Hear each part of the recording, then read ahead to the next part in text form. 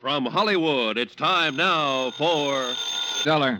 This is Ed Porter, Mr. Dollar. You called my office? Yes, I'd like to see you as soon as I can, Mr. Porter. Well, of course. How long have you been in town? About a half an hour. Are you all squared away? I've got a room and I've had a bath, if that's what you mean. Well, then I guess you're ready to go to work. I will be as soon as I put on some pants. You sound in a rush. I'm always in a rush when I think somebody might be gypping us out of $100,000.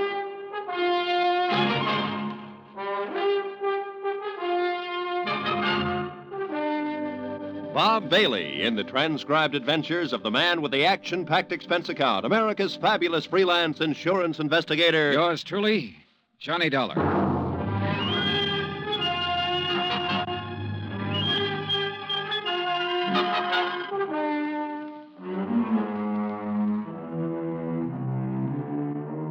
Expense account submitted by Special Investigator Johnny Dollar to Western Life and Trust Company, 826 Spear Boulevard, Hartford, Connecticut. The following is an account of expenses incurred during my investigation of the Markham Matter. Expense account item 1, $143.69, air transportation from Hartford to San Francisco. Item 2, $17 for incidentals along the way, including transportation from the airport to the St. Francis Hotel. I walked the 8 blocks to the Commodore building where Ed Porter had his office on the 4th floor. He was a short, thin insurance broker with a face like a tight drum. He apologized for the clammy weather as though it were his fault. He asked me how things were out on the East Coast, invited me to sit down, and looked as uncomfortable as he was. I got the telegram you were coming last night. Investigator. I've never met one in all my years in the business. Must be very interesting work. Yeah. Look, I don't want to take up too much of your time, Mr. Porter, but I would like to get some information from you. Oh, certainly, Mr. Dollar. What can you tell me about a man named Floyd Markham? Markham? Well, he's the husband of a client of mine. I've met him, but I really can't tell you too much about him. My dealings have always been with Mrs. Markham. She's my customer. Then tell me about Mrs. Markham. Oh, certainly. I'm not going to ask why. I'm sure you have a good reason for coming all the way to San Francisco. The Home Office thinks I have an excellent reason. Yes. Mrs. Markham. Well, I've known her for 20 years as a customer. She's wealthy, always has been, and she handles her money well, and she lives rather well. Mrs. Markham's the one who has the money, huh? Mr. Markham is a salaried man, an industrial engineer. Frankly, I think he depends on Mrs. Markham for his livelihood. Oh, yeah. These 2 checks were issued to Mrs. Markham this year. Recognize them? Yes. Full payments on 2 endowment policies, $50,000 apiece. And they've cleared the bank. Anything wrong with them? Nothing wrong with the checks. On payoffs like this, I always take it in person. It's a custom, of course, to call and make an appointment and deliver the check to the client. Mm-hmm. And try to sell a little more insurance in the bargain. Well, that's about the idea, yes. Yeah. Anything strange about Mrs. Markham when you delivered either one of these checks? Well, no. Before I left Hartford, I looked up her insurance records. Her premiums are always paid right on the button. Mrs. Markham doesn't have a business office or a business manager handling her affairs. The checks are always personal checks on her personal account. Now, can you explain why someone like that might forget a 3rd endowment policy? Why, no. Well, there is a 3rd endowment policy. It matured this month. I have the check with me for $50,000. Well, yes, but this business of forgetting... Floyd Markham called Hartford and spoke to the head of the endowment division. He explained that Mrs. Markham was ill and didn't know whether or not a 3rd policy existed. He said he was checking for her. Uh-huh. Now, you say you've known Mrs. Markham over a period of 20 years. Well, is she the kind of person who'd forget $50,000? Oh, no one forgets $50,000. Did you notice that both of those checks were deposited in the Markham's joint account? Well, no. Oh, so they were. Maybe Mrs. Markham's feeling generous these days. Why do you say that? Well, they have a rather strange relationship as far as I've been able to perceive. I mean, what money he makes is his, and what she has is hers. Oh, yeah. I always like to get out of that house because they never seem to me to be a very close couple in any way. But this seems to make sense now. How's that, Mr. Porter? Well, now, I called up and made an appointment to deliver both of these checks. The first time I went over, Mrs. Markham was ill. And the second time, she had just stepped out for a few minutes. Well, who accepted the checks? Mr. Markham. Both times? Yes. As a matter of fact, now that I think of it, he made the appointment on the phone both times. When was the last time you saw Mrs. Markham? Last spring. A check with the bank revealed that Mrs. Markham had not personally made a deposit since June the 18th. The deposit slips were initialed by Floyd Markham. The checks were endorsed by Leslie Markham. There had been no unusual withdrawals. Expense account item 3, $30, stenographic and notary services for the attached statements. Mrs. Markham's been having her hair done here for nearly 10 years now. Once a week, every Thursday morning. Then she just stopped. I called her home, and Mr. Markham informed me that she was away on an extended trip. Mr. Markham called us, it was last June, and informed us that Mrs. Markham was resigning her membership in the bridge club. I telephoned the house twice to see what was the matter. Mr. Markham answered both times and said Mrs. Markham was out. Well, she used to come in here 2 or 3 times a month. Made us go over the car from top to bottom. She hasn't been around now for 7 or 8 months. I don't know who's taking care of the car. Expense account item 4, 30 cents, 3 phone calls to the Markham residence. I didn't state any particular business. I simply asked to speak to Mrs. Markham. Each time I called, a male voice answered. Each time, the male voice told me Mrs. Markham was out, she was ill, and she was away on a short trip. Industrial Management Limited, Floyd B. Markham, president, has a 3-room office suite near the Embarcadero. 10 years ago, it had been sensationally new and glassy. When I got there, the carpet was a little too thin and the varnish a little too thin, too. The whole place smelled faintly of mildew. Yes? I'd like to see Mr. Markham, please. Do you have an appointment? No, not exactly. My name is Harris. I'm with the Cleveland Pump Company. Pump company? Yes, we're setting in 38 of our installations at the new plant in Valparaiso. Didn't you get my letter? Well, I'm sorry. I'm afraid. May I ask your name again? Harris, Stephen B. Harris, Cleveland Pump Company.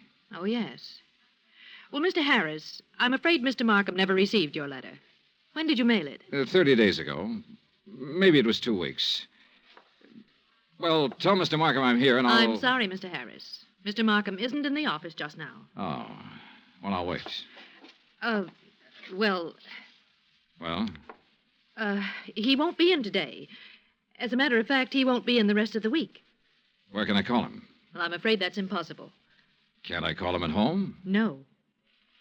Now, look, is he in business or isn't he? Mr. Harris, Mr. Markham hasn't been in the office for 6 months or more. He's tied up on a rather long-range project. What's your name? I'm Miss Beidler. Why didn't you say that in the first place, Miss Beidler? Well, Who else can I talk to here? No one, I'm afraid. You mean that's all there is in this office? Just you and him when he feels like coming in? I'll tell Mr. Markham you were here.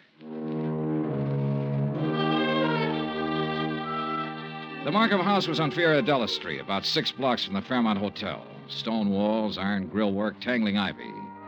An old house that had been built by rich people for rich people to live in. The kind of shabby-looking place that only New Yorkers and San Franciscans can get by with and still be called wealthy. I used Ed Porter's car with the Western Life and Trust Company emblem on the door, parked it in the driveway as close as I could to the entrance. It was exactly 1 o'clock when the door opened. He was tall and pretty, with black hair and broad shoulders. Yes? What is it? I'd like to see Mrs. Markham, please. I'm Mr. Markham. Can I help you? My name's Dollar. I'm with Western Life and Trust Company. Mr. Porter called you? No, he didn't. Oh, well, I must have slipped his mind. He said he was going to call. What's it about? I brought a check from Mrs. Markham on her 3rd endowment policy. Oh. Well, I'll give it to her. She isn't in right now. Well, I'm supposed to deliver it to her. I'll come back another time when she's in. No, you can give it to me. I'll see that she gets it. I'm sorry, Mr. Markham, but I have Look, to give I it... know you want to give her the check and try to sell her some more insurance. She's just not in the market. And you can save your little spiel where it'll do some good. Oh, you misunderstand me, Mr. Markham. I have to deliver this to her in person. What's your name again? Dollar. Johnny Dollar. Come in. I'll wait till she comes back and make an appointment. Mr. Porter told me he'd made it for 3 today. She's here. Just come in. Why the runaround, then? Mrs. Markham is desperately ill. I don't want to disturb her with things like this. Well, I'm sorry to hear that. What's the trouble? Very serious anemia. So if you'll just give me the I have check, a report to make out when I deliver this. I just Only take a told- minute to hand her the check. Then it'll be off my mind and off your mind. Now, look here, Mr. Didn't you call the company's home office about this check? I called because Mrs. Markham requested me to call. Oh, yes. Just wait here. In the little swirl of his exit, I smelled shaving lotion and guessed at the brand name. I also guessed that his suit cost $300, even if I didn't know what San Francisco tailor had made it. The shirt, the tie, the shoes were expensive, too. Yeah, Mr. Floyd Markham liked expensive things. I wondered if he dyed his hair to keep it all black. I wondered if he was 45 or 50. I also wondered why, in a house of that size, on that kind of street, a servant hadn't answered the door. This way, Mr. Dollar. He led me up a flight of stairs and finally into a high-ceilinged room with a fireplace at one end. A gray-haired woman with a sharp, angular face was seated near the window, looking out over the city and the bay. She didn't turn her head when we came into the room, but I could see that her eyes were watery and slightly glazed. Please don't take too long and don't upset her. Leslie. Leslie, dear. Yes, Floyd. This is Mr. Dollar from the insurance company. He has something for you. Be a good girl, Leslie, and speak to Mr. Dollar. How do you do? And ask him... Yes. How is Mr. Porter? Oh, he's fine, Mrs. Markham, fine. He'll be sorry to hear that you've been ill. I really would rather that you didn't tell Mr. Porter. Oh. I'm satisfied to make my own slow recovery and not worry any of my friends. We'd like some sherry, Floyd. Now, you know what the doctor said, Leslie. Mr. Dollar, you'd like some sherry, wouldn't you? Why, yes, I'd like that very much. Floyd? No, I'm sorry, Mr. Dollar. It's absolutely forbidden, and you know that, dear. Do you have the check, Mr. Dollar? Yes, right here. Here you are, Mrs. Markham. Thank you. Is there anything else, Mr. Dollar? Well, Mr. Dollar, Now, Leslie... yes? What is it, Mrs. Markham? I'm very tired. Excuse me if I seem impolite. Good day. Good day, Mrs. Markham. Expense account item 5/10 phone call to Ed Porter at his office. Yes, Mr. Dollar? Look, Mrs. Markham's 5'5", about 120, black hair, gray streak to the right of the part, blue eyes, looks about 40 years old, a good 40. Why, yes, that sounds like her. You mean you've seen her? I've seen what's left of her, Mr. Porter. Oh, good Lord, she's not dead. Almost. What? He's killing her, Mr. Porter. My guess is he's been at it for about 6 months.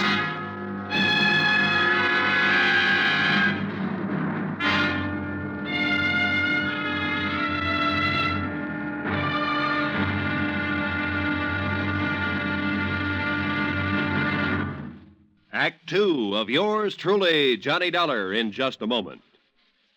Nobody will take a frown at face value anymore now that the word has gotten around about Jack Benny's return to the air. With Mary Livingston, Dennis Day, Rochester, Don Wilson, Mel Blanc, Frank Nelson, and Mr. Kitzel, nothing less than your very best smile will do for the occasion. Tonight and every Sunday night, hear CBS Radio's Jack Benny Show and give your sense of humor a real workout. Now, Act 2 of yours truly, Johnny Dollar, and the Markham Matter.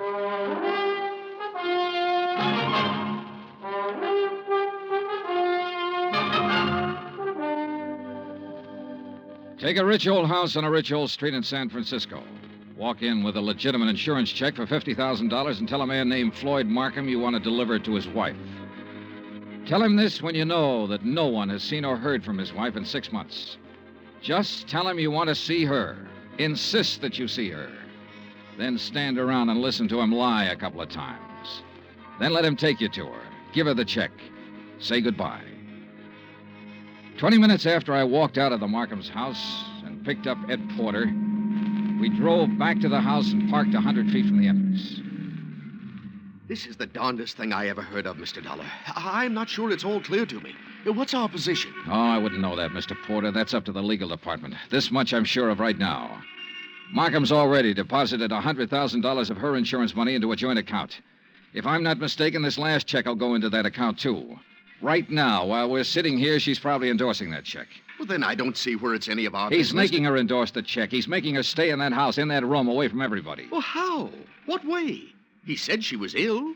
You said she appeared ill. I don't know how he's doing it, but I'm going to find out. Are you sure this isn't all surmise on your part? You weren't in the room when she said, "Let's have some sherry. Please, let's have some sherry." Well, I must be pretty She was dumb. really trying to say she wanted him to leave the room so she could talk to me. So she could have one little minute to tell me what the matter is, what's going on. His next move is to deposit that check. Then one big withdrawal, the whole $150,000, and bye-bye Floyd Markham. Mr. Dollar, I'm just an insurance broker. I don't understand that... Well, how'd you like to be an investigator for about 10 minutes? Me? Yeah. You see that car that just pulled up in the driveway? Well, yes, The girl driving it holds down that dummy office of Markham's. Her name's Beidler. She might be in on this with him. And that's Mr. Markham leaving the house. Good. Now, look, here's what you do. Follow them. I think I know where they're going, but you follow them and make sure. Well, where are they going? To the bank to deposit that check. Oh. Well, where are you going? To have that glass of sherry, Mr. Porter. Ed Porter pulled his hat down low over his face and put both hands on the wheel and took out after that '55 Cadillac sedan. I crossed the street, went back up on the porch of the house and knocked. I didn't expect her to answer. I didn't expect anyone to answer, but I wanted to make sure. I went around to the garden. There wasn't a sound in the big old house when I opened the garden door and went up the stairs again. The door to her room was closed. She wasn't by the window anymore. She was stretched out on the divan. I felt her wrist for a pulse. It was there, faint, but there. About 3 inches up her arm, there was a series of little marks. I lifted one eyelid and felt her neck muscles. She was doped to the ears. Mrs. Markham. Mrs. Markham, can you hear me? Look, I've come to help you. Help me? Yes. Yes, I'm going to take you out of here. Now, don't be frightened. Mr. Dollar? That's right. That's right. That's the ticket. Insurance company. Yes. Now I remember. Yes, that's right.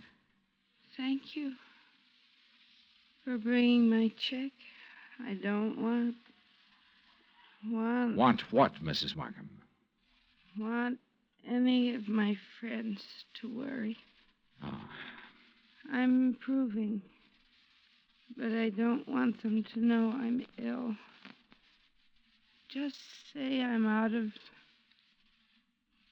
town for a while. He told you to say that, didn't he? Yes. He told me to say exactly that. Mr. Dollar, don't fool me. Please don't fool me. What? You will help me get out of here. You aren't fooling me, are you? Are you?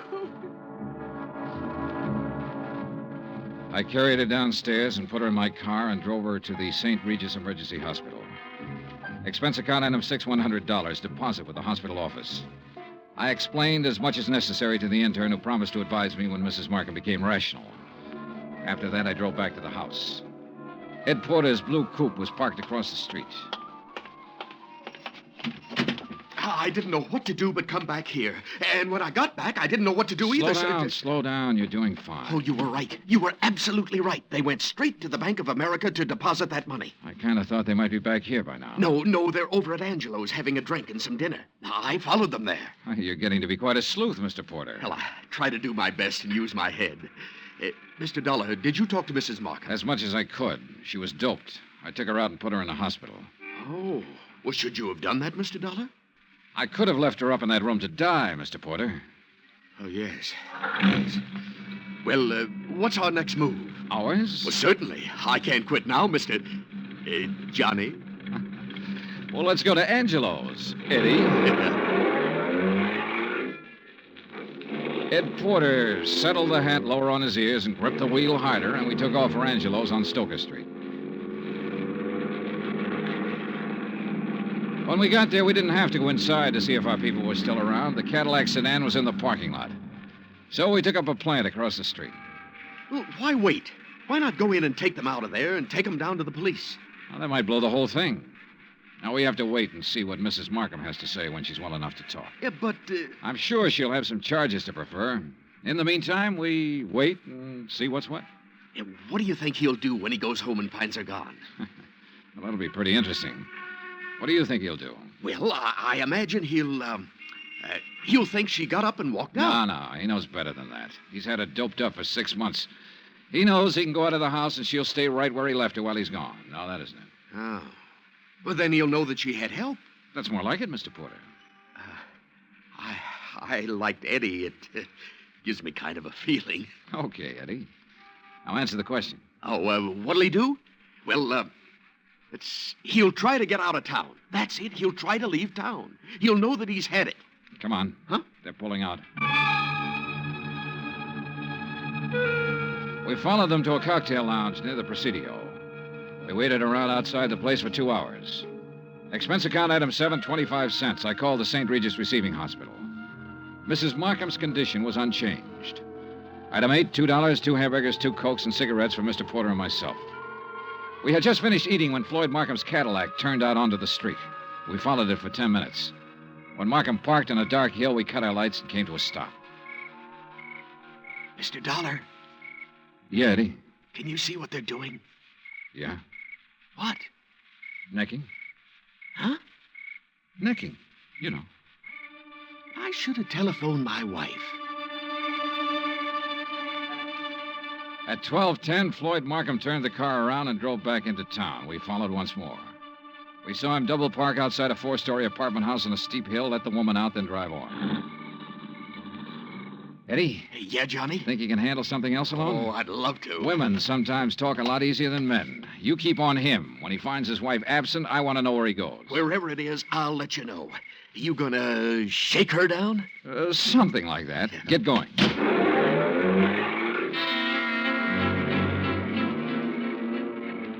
I watched my new assistant investigator follow out after Markham's Cadillac. Then I went inside the apartment house. I, Beidler, was on the mailbox of apartment 104. I walked down the hall, listened a minute, and gave it a try.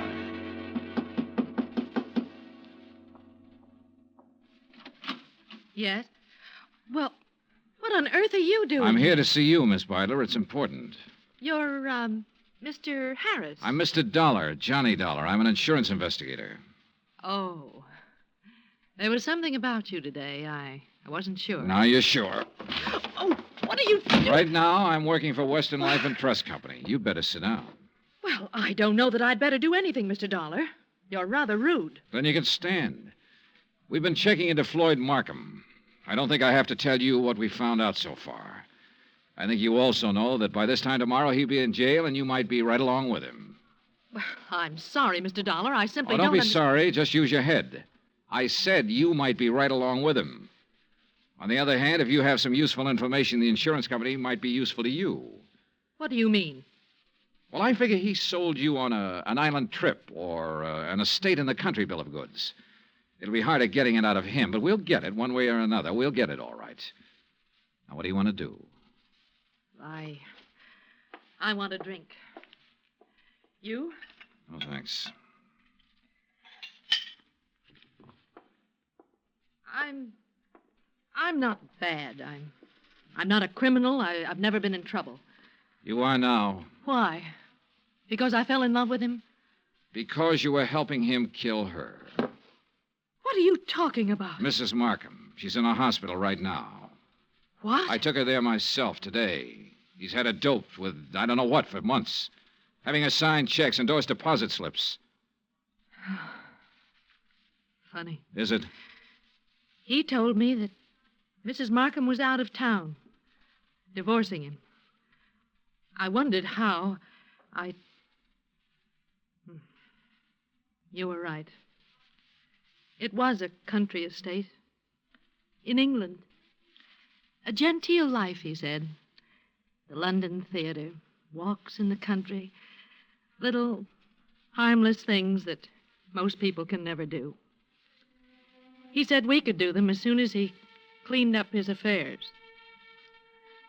By tonight, he said we could start packing.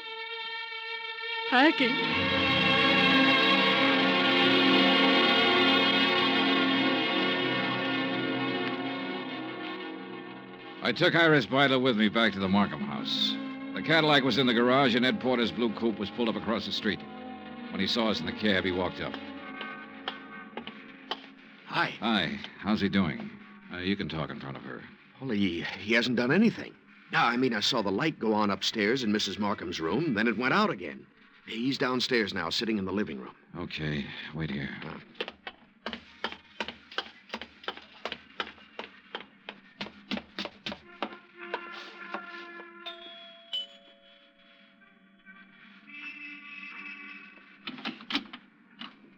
Hello, Markham. Hello. If you're worried about your wife, which I doubt, she's in a hospital. Are you a policeman? Insurance investigator. That's Miss Beidler in the taxi over there. Oh. I want you to come with me now. Of course. Yes. You said your name was Dollar. That's right. Why couldn't you have come around, say, next week? She'd have been dead by then. That's the way she should have been for 16 years. Dead. Yeah. Come on, Markham.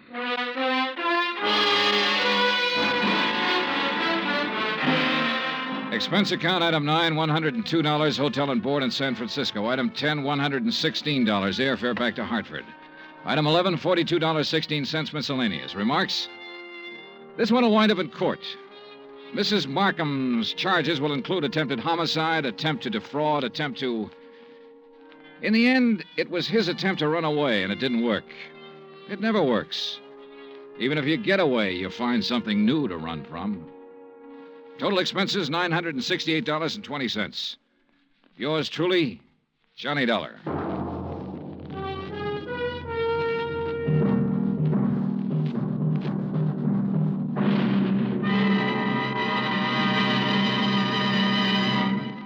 Now, here's our star to tell you about next week's story.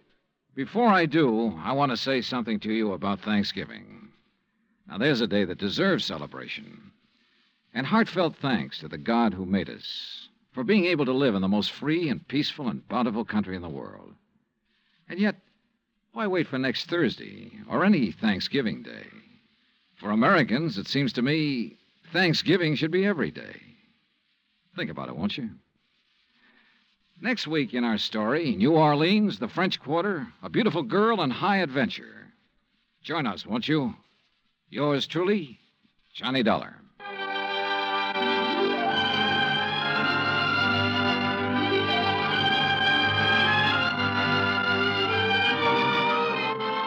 Yours truly, Johnny Dollar, starring Bob Bailey, is transcribed in Hollywood. Written by John Dawson, it is produced and directed by Jack Johnstone. Heard in tonight's cast were Lois Corbett, Frank Nelson, Virginia Gregg, Bert Holland, Paula Winslow, and John Daner. Musical supervision by Amerigo Marino. Be sure to join us next week, same time and station, for another exciting story of yours truly, Johnny Dollar. Roy Rowan speaking.